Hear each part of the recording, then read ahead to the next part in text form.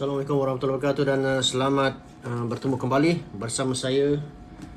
Seandainya ada jom sesiapa yang sudi, saya ada kesempatan dalam masa setengah jam ni, bolehlah kita bersama-sama untuk live sekejap. Okay.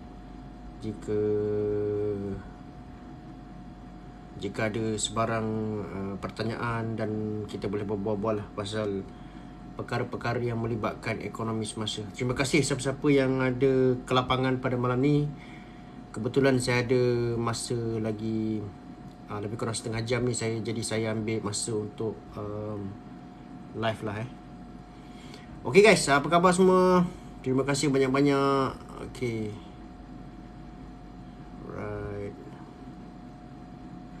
Jadi sekarang ni kita masih lagi menunggu perkembangan apa yang berlaku dekat Amerika Syarikat. Jadi jika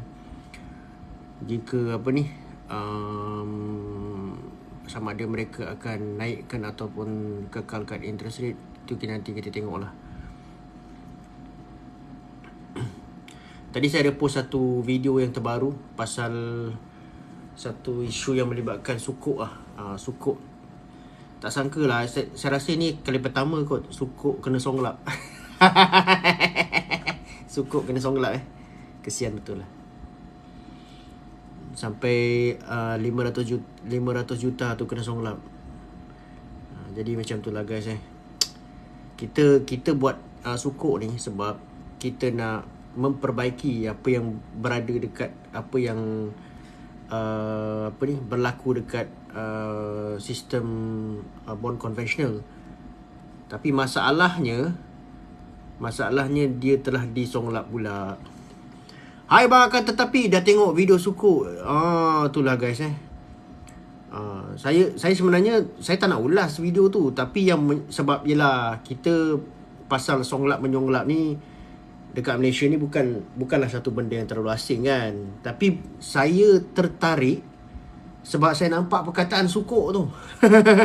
Setahu saya itulah yang setengah juta. Bukan setengah juta, itu 500 juta.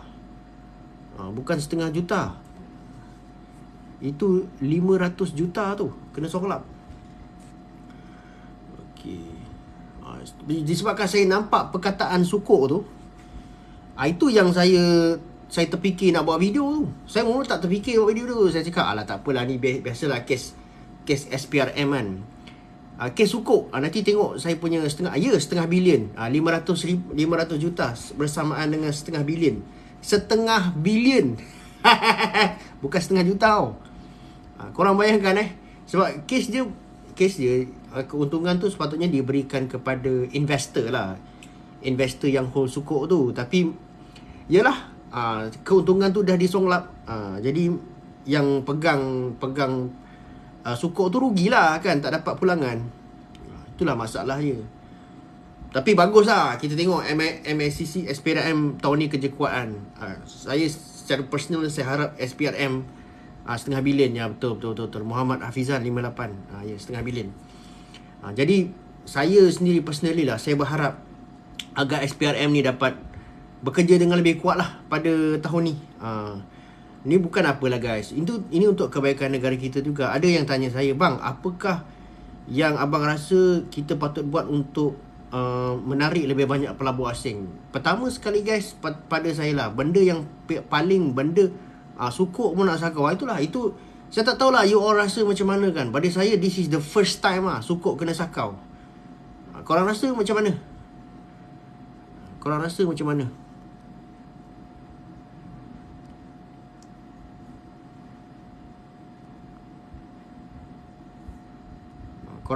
mana? Ni adalah pada saya lah, this is the first time sukuk ni kena bedal. Kalau yang lain-lain tu tak apalah kan. This is the first time sukuk kena bedal. Sebab tu saya buat video tu lah. Itu tujuan saya buat video tu sebenarnya. Tuan Faizal, terima kasih Tuan Faizal. Macam biasa bagi saya banyak gift. Terima kasih banyak-banyak. Okay, semoga Tuan dimurahkan rezeki. Semoga Tuan dimurahkan rezeki. Terima kasih Tuan Faizal. Dia orang tak peduli. Yalah, dia orang tak peduli. kita kadang-kadang bila saya baca berita tu saya malu lah. Sebab apa lah kan sukuk ni dicipta untuk mengatasi kelemahan dalam sistem conventional bond lah. Yang selalu kita kata riba tu. Korang bayangkan dia punya ironi dia yang kita katakan sebagai sistem riba tu. Kemudian kita, hai Tan Sri, hai, saya belum lagi Tan Sri. Dan kemudian yang kita cakap kita nak gantikan sistem riba tu. Dan kemudian yang itulah kita sakau. Aduh. Tunggang agama. Ayolah, nanti orang cakap tunggang agama ni ada yang panas, ada yang marah kan. Ada yang terasa. Tu lah saya tak nak gunakan perkataan-perkataan tu kan. Ada je yang terasa. Saya mampu makan sukun goreng cicah sambal. Bang, jerit sikit akan tetapi tak boleh dah pukul 11.30. Nanti jiran cakap apa benda ni.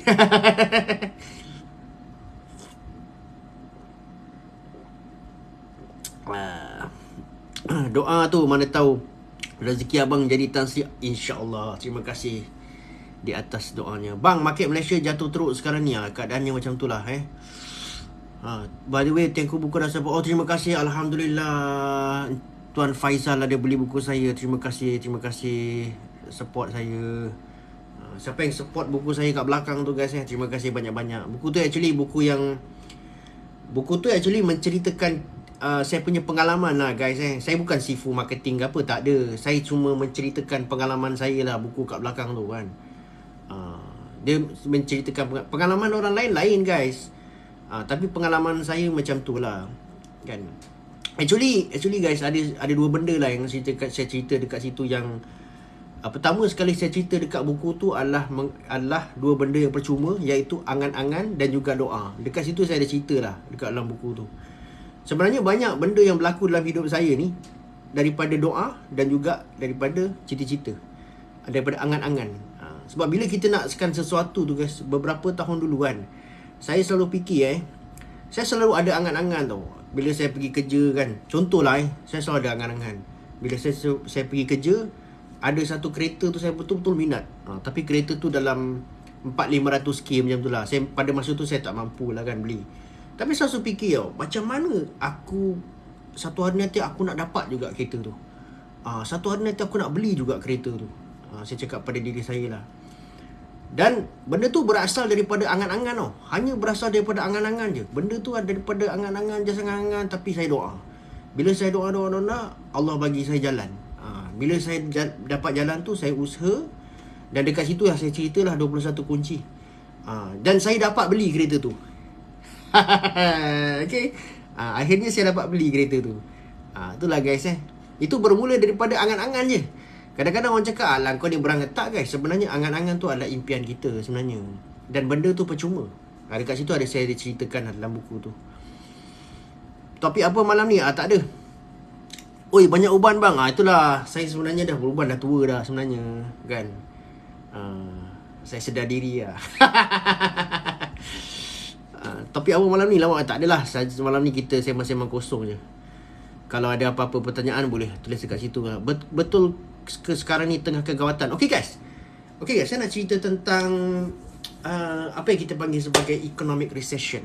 Okay, korang kena faham apakah yang kita panggilkan sebagai kegawatan ekonomi. Kita tak boleh kata, contohnya kita nampak ekonomi is slowing down, kita panggil tu sebagai kegawatan ekonomi atau kemelesatan ekonomi. Kita kena faham betul-betul lah apa definisi kemelesatan ekonomi tu. Okey, dalam konteks ekonomi, seandainya pertumbuhan ekonomi tu kita kan satu tahun tu kita ada 4 kuarter kan guys kita ada 4 kuarter. Seandainya berlaku pertumbuhan ekonomi yang negatif sepanjang 3 kuarter berturut-turut, kalau tak salah saya, sebab saya pun dah tinggalkan topik ekonomi ni kan.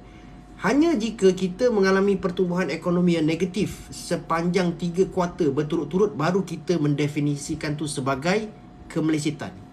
Kalau kita tak kalau kata contohnya kita berhadapan dengan negative growth, tapi dia bukan consecutively, dia bukan berterusan selama 3 kuarter berturut-turut, kita tak boleh panggil itu sebagai kemelesetan ekonomi. Itu cuma mungkin economic slowdown je. Tapi technical recession of ekonomi, dalam economic definition, dia adalah 3 kuarter yang betul-betul baru kita panggil itu sebagai kemelesetan ekonomi. Bang, sekarang ni Malaysia cakap kita boleh survive kekuatan ekonomi, tapi 2023 masih panjang. Ya, saya setuju. Saya setuju. Tahun 2023 masih panjang. Dan saya rasalah apabila ada pemimpin kita yang melontarkan bahawa kita for sure lepas daripada kekuatan ekonomi, saya tak setujulah. Saya kurang bersetuju. Pada saya pandangan tu terlalu optimistik. Dan saya kurang bersetujulah. Sebab apa? Dalam keadaan tahun 2023 ni kita banyak ketidaktentuan, guys. Dan tak ada siapa pun boleh menafikan bahawa setiap kali Amerika Syarikat jatuh ke dalam kegawatan ekonomi, kita pun akan terheret sama. Jadi katalah berlaku kegawatan ekonomi dekat Amerika Syarikat, kita susah nak lepas, guys. Itu dari segi, kalau kita tengok dari segi historinya macam tu, kita tak boleh lepas. Okay? Jadi pada saya, kalau kata kita yakin bahawa kita boleh terlepas daripada kemelesetan ekonomi tahun ni, pada saya it's too optimistic. Pandangan tu terlalu optimistik. Tapi kita haraplah kita lepas. Dan saya sendiri berharap bahawa Amerika tak akan jatuh ke dalam recession.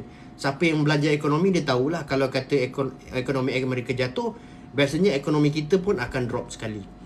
Biasanya dia akan macam tu, guys. Itu adalah fakta, kita tak boleh lari, guys.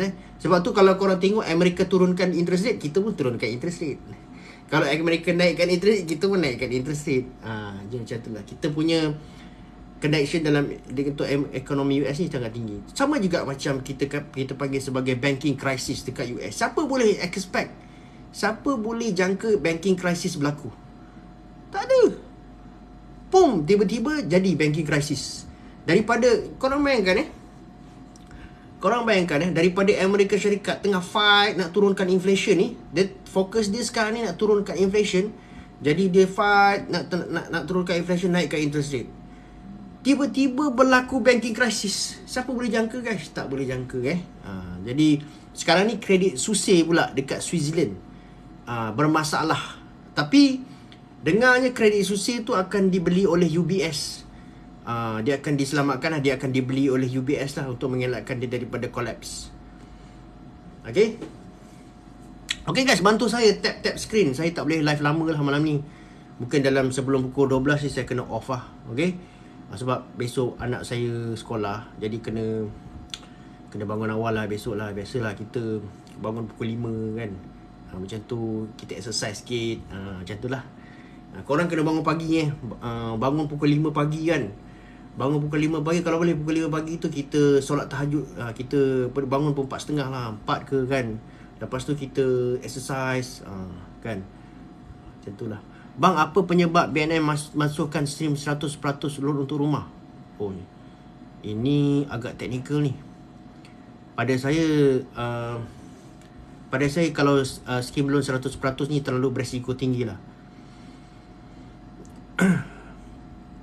Anak kecil lagi ke? Ada anak saya darjah 1. Jadi saya kena bagi perhatian pada dia lah. Okay guys, ada orang tanya saya, bang, betul ke dekat dalam ekonomi kita ni, terima kasih siapa yang beli tu. Ni guys, ni siapa nak dapatkan baju saya ni, ada dekat dalam shop saya tu terima kasih siapa yang dah support. Dan juga buku saya yang merah-merah tu ada juga dekat shop saya. Guys, ada ramai orang tanya saya, bang, dalam ekonomi ni betul ke 90% lebih duit kita adalah duit digital, tapi hanya 3% lebih kurang macam tu? Adakah small portion, very small portion duit kita ni adalah duit kertas fizikal, but the rest is digital money? Betul ke guys? Cuba korang komen dekat situ. Adakah sama anak dia satu? Samalah. Adakah benda tu betul guys? Adakah betul 90% duit kita ni adalah duit digital? Maksudnya duit yang tak ada fizikal lah. Maksud bukan duit kertas lah. Hanya portion kecil aja adalah duit kertas. Korang setuju tak benda tu? Abang nak sakan tetapi akan tetapi.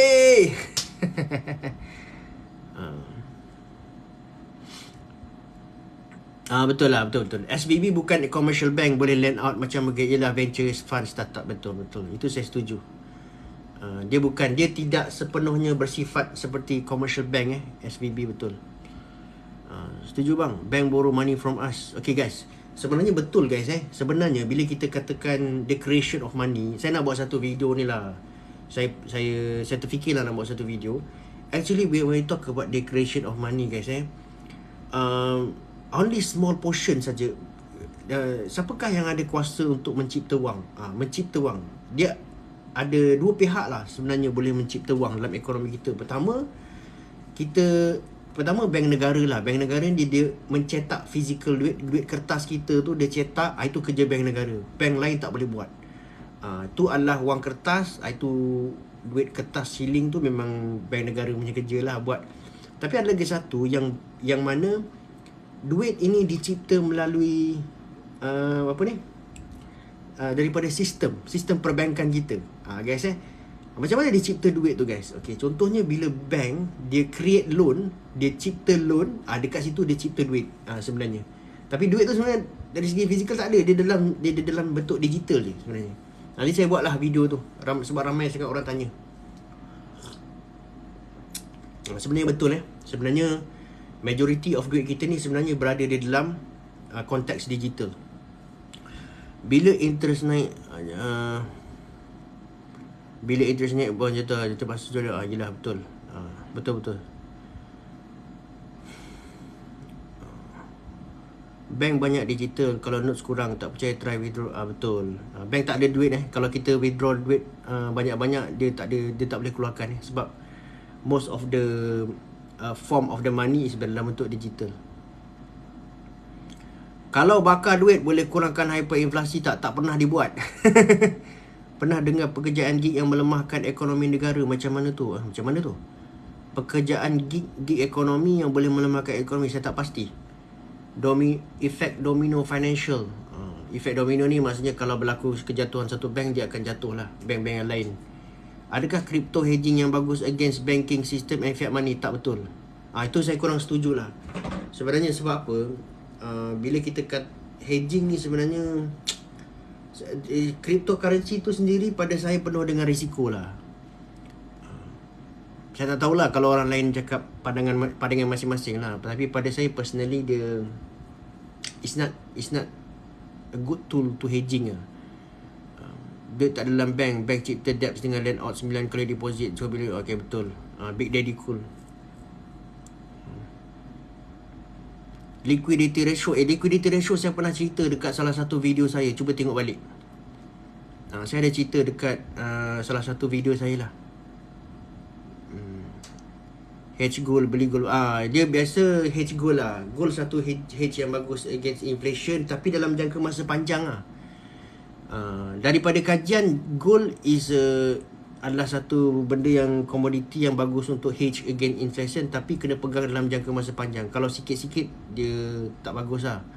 Itu daripada kajian lah guys daripada research yang saya baca lah. Ada beberapa research yang dah keluar. Dia orang tunjukkan yang gold is a good hedging against inflation, tapi only in long run lah. But in short run tak boleh. Kalau kita pegang gold dalam jangka masa panjang, kita boleh hedge against inflation. Abang komen sikit tentang Swiss yelah. Itu nanti saya buat satu video guys. Pasal Credit Suisse, dia being take over by UBS. Nanti saya buat satu video.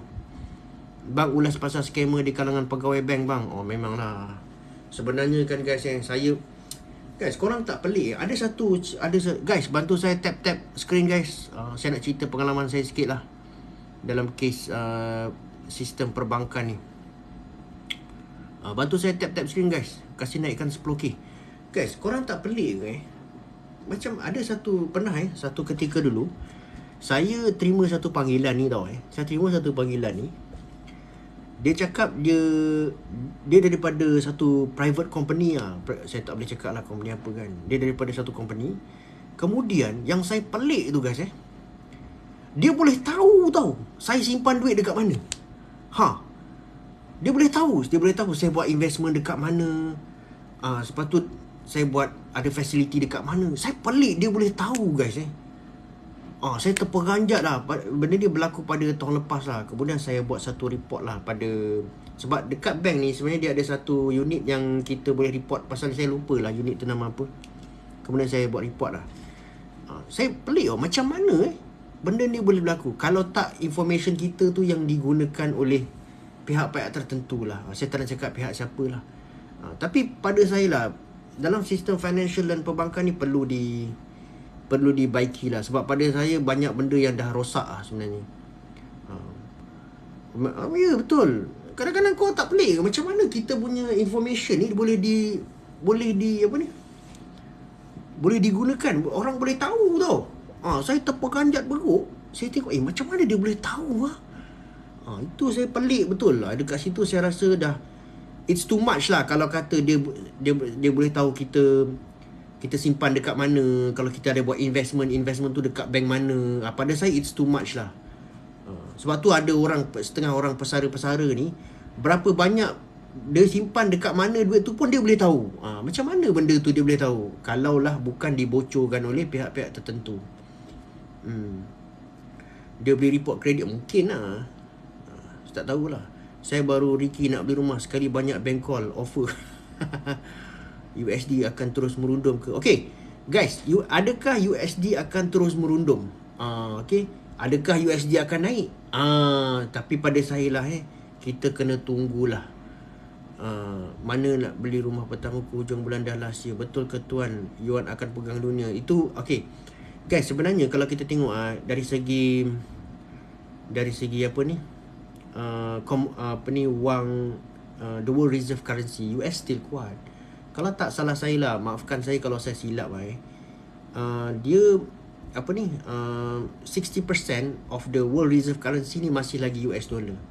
Dan yuan adalah satu portion yang sikit aja. Kebanyakan negara tak simpan banyak yuan, tapi kebanyakan negara masih simpan US dollar. Dalam kalau tak salah saya rasa 60% of world reserve currency masih lagi US dollar. Jadi untuk yuan topple US dollar ni, dia sebenarnya masih panjang lagi guys. Masih panjang. Bukan senang-senang yuan boleh topple US dollar lah. Loan 100% dah tak ada. Okay, itu Big Daddy Cool dah jawabkan. Big Daddy Cool ni orang bank ke? Macam tahu banyak benda je. Kalau siapa-siapa nak tanya, boleh tanya Big Daddy Cool, boleh tolong jawabkan lah pasal perbankan. Big Daddy Cool ni macam orang dari bank ke. US dah goyang bro. Yelah BRICS lah. Tapi kita tengok perkembangan BRICS macam mana lah. Sebab sekarang ni pun tak banyak progress dekat BRICS. Ya bro, ex-banker. Patutlah ex-banker. Patutlah banyak benda tahu. USD strength akan bergantung pada interest rate decision bulan. Ya betul. Okay, dia apa ni, kita tengok bulan ni lah macam mana hujung bulan ni. Kita tengok hujung bulan ni lah. Kalau kata US naikkan interest rate, jadi kita expect USD akan naik nilai lah. Itu je. Kalau kata dia hold interest rate tu, mungkin USD akan jatuh lah. Okay, dia bergantung kepada sama ada US naikkan interest rate ataupun tidak. Patut ke buat subsidi bersasar? Kalau tanya saya, memang patutlah. Cuma isu subsidi bersasar ni, CBDC akan jadi realiti. Saya setuju. Saya setuju 100%. Masa depan adalah CBDC, bukan cryptocurrency. Itu saya setuju 100%. Tadi siapa tanya apa ni? Subsidi bersasar. Subsidi bersasar ni memang bagus.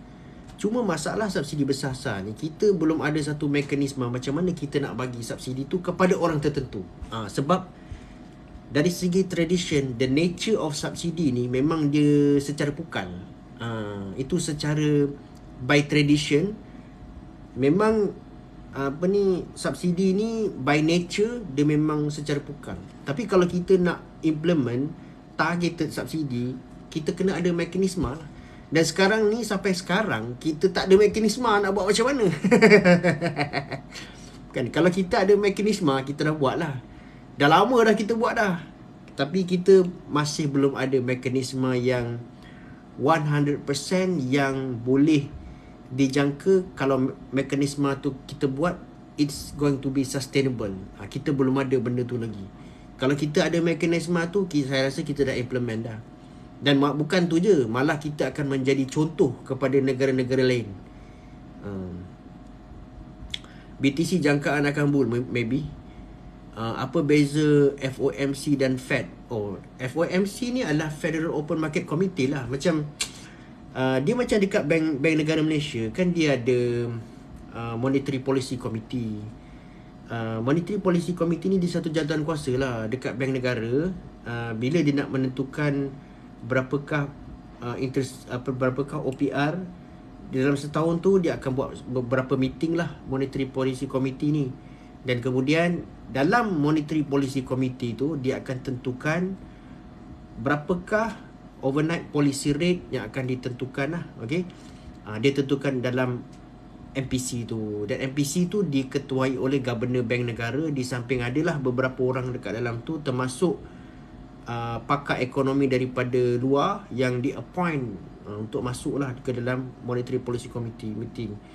Sama juga dengan FOMC, Federal Open Market Committee ni adalah satu komiti yang menentukan berapa banyakkah interest rate US akan level interest rate US. Dia akan ditentukan dalam Federal Open Market Committee. Kalau Fed, FOMC, kalau bank negara, MPC. Macam tu lah lebih kurang.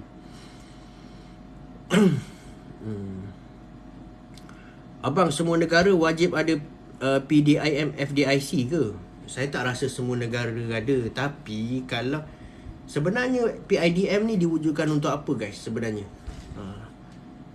Sebenarnya PIDM ni diwujudkan untuk apa sebenarnya?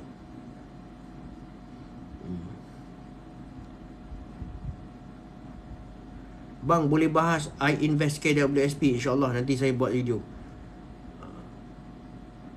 PIDM ni dia tubuhkan untuk apa guys? Sebenarnya saya tak tahu pandangan orang lain lah. Tapi pandangan saya adalah PIDM ke FDIC ke ditubuhkan untuk mengurangkan risiko bank run. Iaitu orang hilang keyakinan pada bank lah, kan? Jadi kalau bayangkan lah, kita tak ada katakanlah kita tak ada meredakan hati, jelah lebih kurang macam tu. Katakanlah kita tak ada PIDM. Jadi apabila berlaku even sedikit banking crisis je, kita akan hilang keyakinan. Jadi PIDM ke FDIC ni mengurangkan risiko untuk bank run lah. Jadi kita still yakin lah dengan bank kita. Jadi kita bila kata berlaku masalah dalam sistem perbankan tu, kita tak mudah lah gelabah, kan? Itulah PIDM dan juga FDIC.